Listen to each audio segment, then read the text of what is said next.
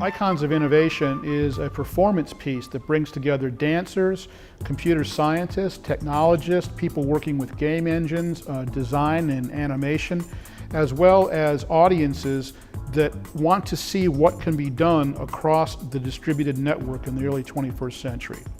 So when we premiered this piece for the International Digital Media and Arts Association conference in Miami, we actually had audiences there in Miami, audiences and performers here in Gainesville, and also audiences at a separate conference in Salt Lake City, as well as a remote audience in Ecuador, tuning in all at once to participate with their cell phones in helping to shape the piece as it unfolded before their eyes. This is, I believe, the first time that a lot of our students who come from traditional performing arts backgrounds, in this case theater and dance, got to work with animators and technologists using gaming engines, using motion capture, using film and animation in a way that brought a piece together in real time and then was distributed across the network, in our case around North America and to Central America as well. My experience throughout the class was really interesting because, especially being a dancer, you never work with like these kind of materials or technology of this kind, and it was hard at first because of course we're not prone to it, the movement. We're used to being told what to do, and creating it was probably the most interesting part for me, and it was pretty amusing as well.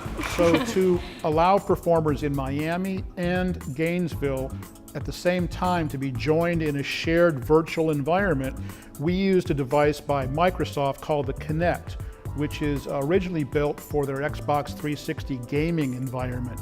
But we sort of adapted it to our purposes and used a different gaming engine, the Unreal Development Kit called UDK, and we put those two devices together and then created original computer animation and modeling that would actually allow the performers to inhabit avatars of famous inventors or innovators from different periods in human history. So by using this motion capture setup, we were able to allow the dancers to not only perform in real time as they normally do before a live audience, but actually to then be captured and put into a real-time gaming engine with other performers that were 5 hours away in Florida, but then performers were seen and interacted with audiences via cell phones during the live performance. Oh, I thought the performance was really fun to do. My characters, I learned a little bit something. It was hard to sort of make some movement that was related to them on such a sort of abstract plane, because I couldn't really be pantomime. There's not a lot of gestures in the avatars themselves. Their facial features didn't really express much.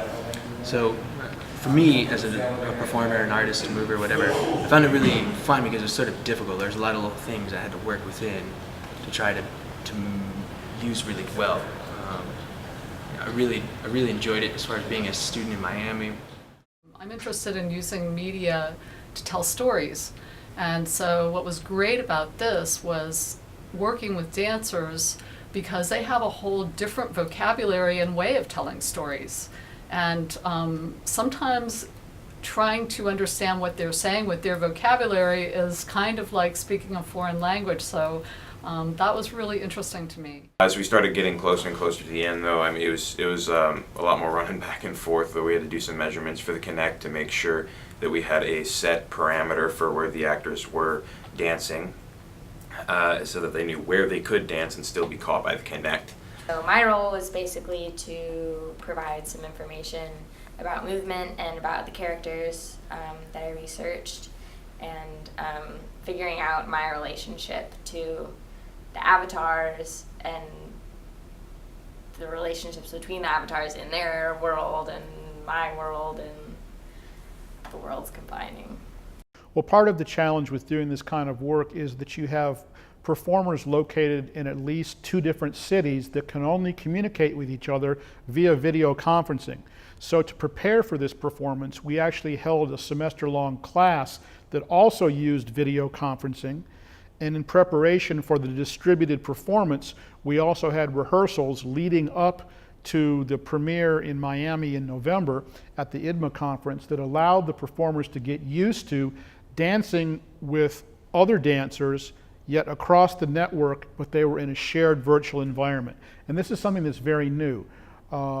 We don't expect that the traditional performing arts will always have the same environment as they did in the time of Shakespeare in the 1900s. And now we want to do what we can to allow new technologies, including real-time motion capture and interactive gaming and mobile telecommunications, to allow the performing arts to move forward in the 21st century. You can tell them about it as much as you want, right, over and over, but until they actually get their bodies in front of that Kinect device, they have to just learn it for themselves, and they did, and will learn more. And I've had a little bit of experience in some previous projects with James, so that's been great to be able to offer the information to the students. And we, because of the labs that we had on Fridays, those were very helpful to have that one-on-one time with the dancers, and actually working in the Kinect zone, and you know, helping them to see what was really working,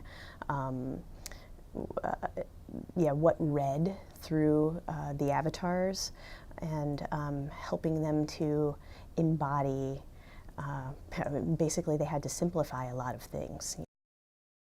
And as a result of doing this, I'm hopeful that our students, both from Miami and here from Gainesville, will have developed an increased appreciation, a fluency, an understanding, and an enhanced sense of what it takes to combine live performance with technology.